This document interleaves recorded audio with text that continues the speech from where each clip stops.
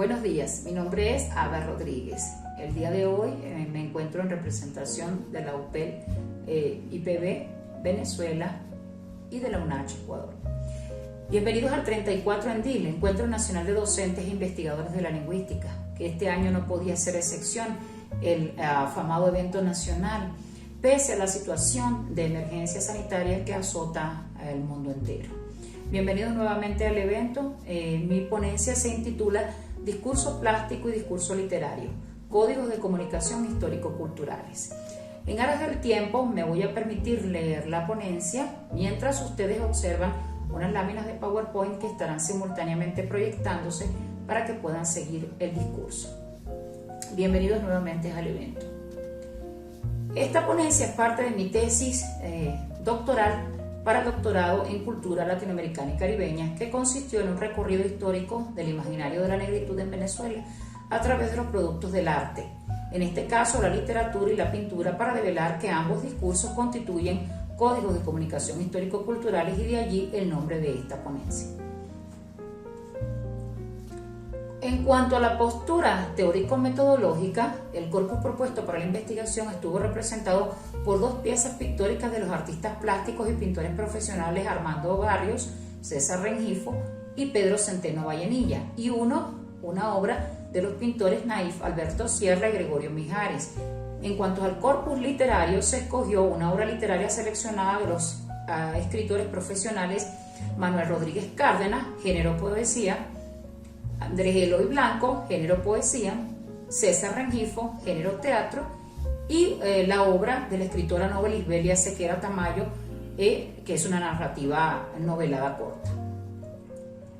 En la discusión teórica se abordaron las posturas epistemológicas de la tercera generación de escuela de análisis, en la cual destacan las corrientes de la Nouvelle Histoire, representados por Le Goff y Nora 1974, y la nueva historia cultural, representada por Burke 2006.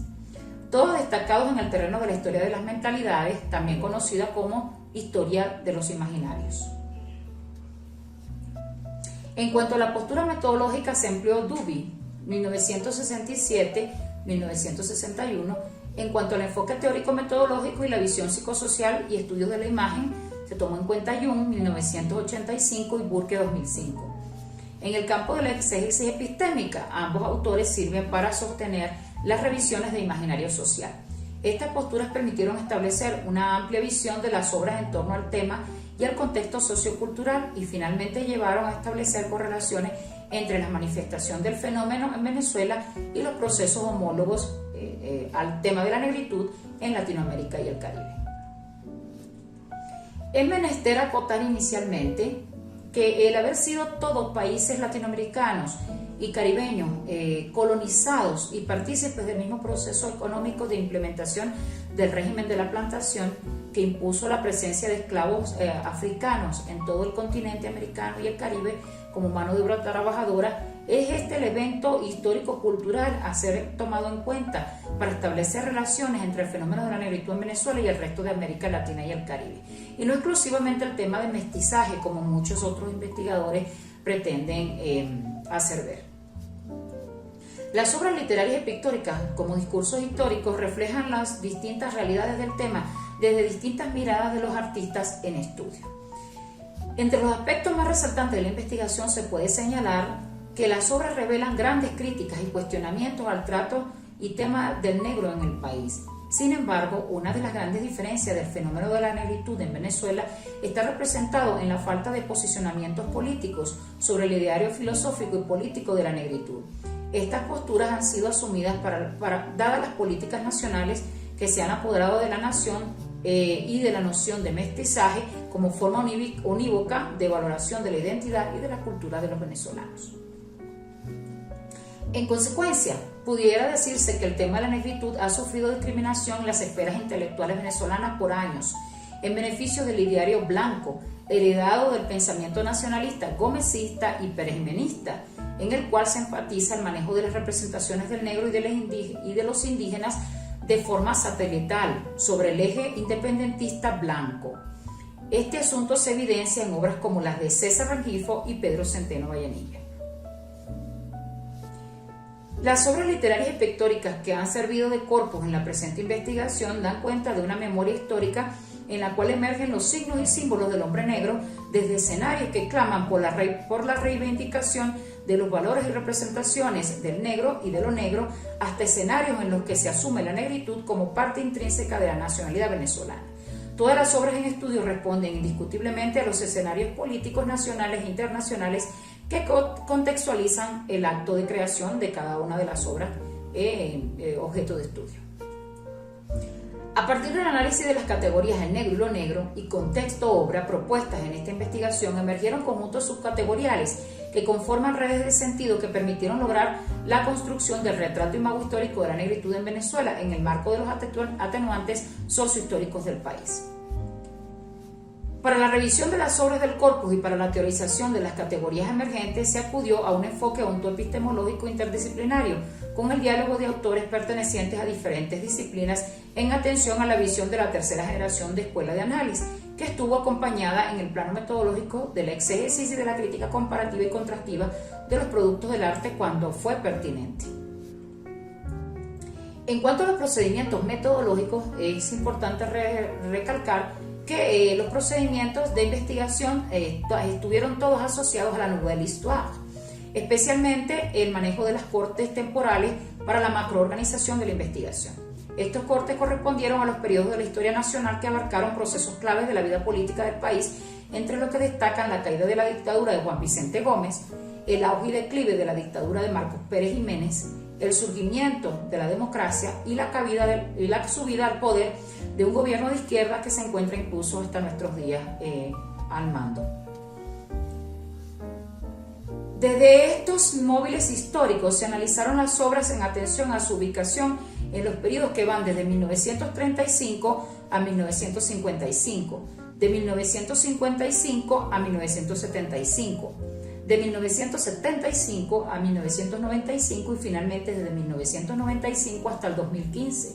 Estos periodos sirvieron como macrocategorías para la organización de los capítulos de la tesis. He de hacer notar que durante la investigación se develó la ausencia de productos literarios y pictóricos referidos al tema negro en las décadas que van de 1975 a 1995. Sería en futuras investigaciones interesante revisar por qué razón no se encuentran productos del arte ni literarios ni pictóricos en este periodo. Los procedimientos de investigación entonces pueden ser resumidos de la siguiente manera. Se tomaron en cuenta criterios de análisis que involucraron 4 cortes temporales, cortes sincrónicos apoyados en los criterios de Duby, 1965, en su historia de las mentalidades, y los momentos históricos seleccionados que ya fueron indicados van desde 1935 hasta el 2015.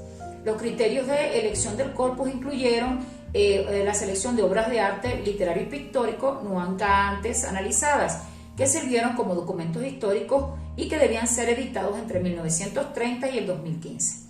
En lo atinente al criterio de delimitación del corpus se asumió la categoría cualitativa saturación de la información para la selección de dicho corpus. En lo referente a los criterios de análisis se asumió una visión comparativa aplicada a los productos del arte. La proyección del estudio fue de corte nacional y supranacional con criterios de periodización histórica que incluyó la comparación de género, formas y temas. También se tomaron en cuenta criterios espaciotemporales de orden histórico para el análisis. Para el criterio espacial se tomó en cuenta Venezuela como punto inicial, en contraste con Latinoamérica y el Caribe.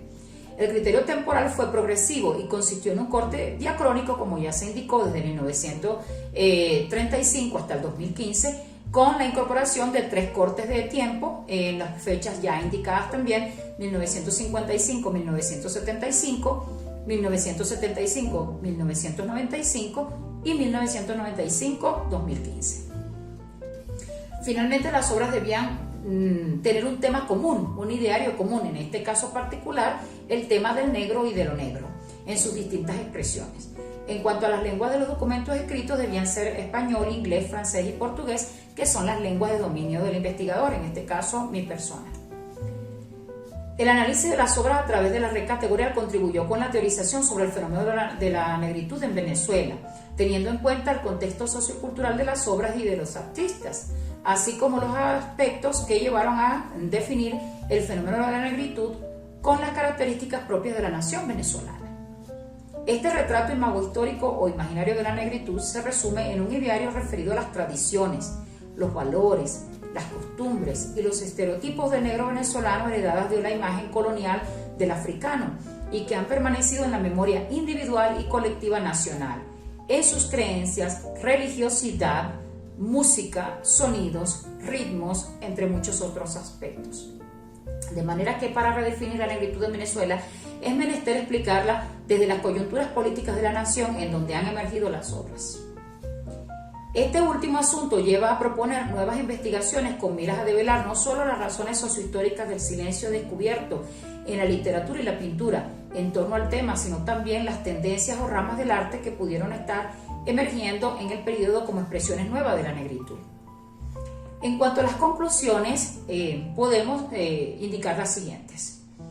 El estudio de las obras de arte consistió esencialmente en analizar las expresiones de la lengua manifiestas en las obras literarias y de los signos y símbolos del código plástico que revelaban ideas referidas a la negritud, asunto que permitió abordar el arte como representación de los aspectos socioculturales en el tiempo y en el espacio en que fueron creadas las obras.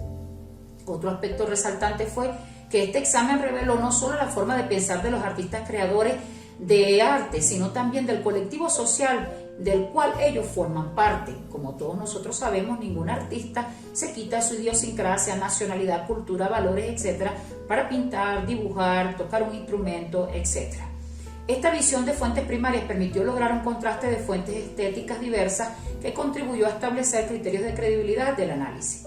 Como postura doctoral en la presente investigación se realizó una práctica historiográfica apegada a una metodología en la cual los conceptos teóricos y los datos documentales tuvieron menor importancia que el análisis de la propia producción narrativa y plástica en cada uno de los capítulos del trabajo de investigación. Todo ello con la intención de elevar elementos teorizables a partir de las fuentes primarias a lo largo de la tesis, que sirvieran para establecer diálogos con el ideario de la negritud desde la voz del creador del movimiento M.S.C.A. y de Peter Waite, como pensador de la negritud y del mestizaje. De manera que los teóricos propuestos y la información documental contribuyó de manera primordial a establecer criterios de objetividad del análisis y credibilidad de las interpretaciones. En suma, en el ideario imago-histórico develado durante la investigación se proyecta el negro en las sociedades de posturas individuales, pero también colectivas, puesto que el conjunto imaginativo del artista responde a patrones del imaginario nacional. Esto es lo que justamente confiere autonomía a las propuestas estéticas de la negritud en Venezuela, puesto que el contexto en el cual emergieron las obras nunca fue idéntico a aquellos donde el mismo fenómeno se gestó en otros momentos de la historia continental o en momentos que le fueron simultáneos a la historia nacional de la negritud. En conclusión, el análisis histórico del discurso pictórico y literario reveló tres aspectos fundamentales que atenúan el surgimiento de la negritud como movimiento filosófico político en Venezuela. Primero, el nulo apropiamiento del fenómeno desde posturas críticas en el país. Segundo, una mayor importancia concedida a los problemas políticos y nacionales. Y tercero, la política nacionalista perejimenista que prioriza el blanqueamiento como forma de representación de lo nacional, lo cual condujo a la promoción del mestizaje como forma de igualitarismo, de una sociedad en la cual, contradictoriamente, el indio y el negro giran en torno a la figura del blanco como eje central de la nacionalidad. Finalmente, se puede asegurar que la negritud en Venezuela mantiene nexos indiscutibles con el fenómeno en Latinoamérica y el Caribe, desde el momento en que este fenómeno es producto de la misma realidad sociohistórica común a todo el continente, el proceso de conquista y colonización. Este aspecto es lo que se le asegura la identidad y las relaciones de igualdad al continente americano y al Caribe. Esta realidad sociohistórica se encuentra entretejida en cualquier discurso social posible. El arte es también un discurso y los discursos son portadores de identidad. Por ello, el arte se vuelve espejo de la identidad de un colectivo social. La tarea de la historia desde la tercera generación de anales es justamente la revisión de múltiples documentos que puedan servir como transmisores de la información. En este sentido, cualquier documento contentivo de datos históricos es un documento o un discurso que nos puede hablar de identidad. La identidad permite mantener nexos a través de la similitud, pero también caracteriza a los grupos desde la diferencia. Por ende, la negritud en Venezuela tiene su propia identidad y se distancia de los posicionamientos caribeños en cuanto a asumir banderas de lucha reivindicativas claramente definidas en el plano de lo político. Particularmente en Venezuela, la negritud no tiene un posicionamiento político fuerte. La negritud no llega a solaparse, sin embargo, detrás de la bandera del indigenismo o el mestizaje como ocurre en otros países, sino que el ideario de la negritud sigue sobreviviendo en la memoria de los venezolanos, entre y a través de las expresiones de la cultura, como se evidenció en el estudio de los productos del arte literario y plástico, en tanto que contenedores de la memoria y de la identidad nacionales. Muchísimas gracias por su atención.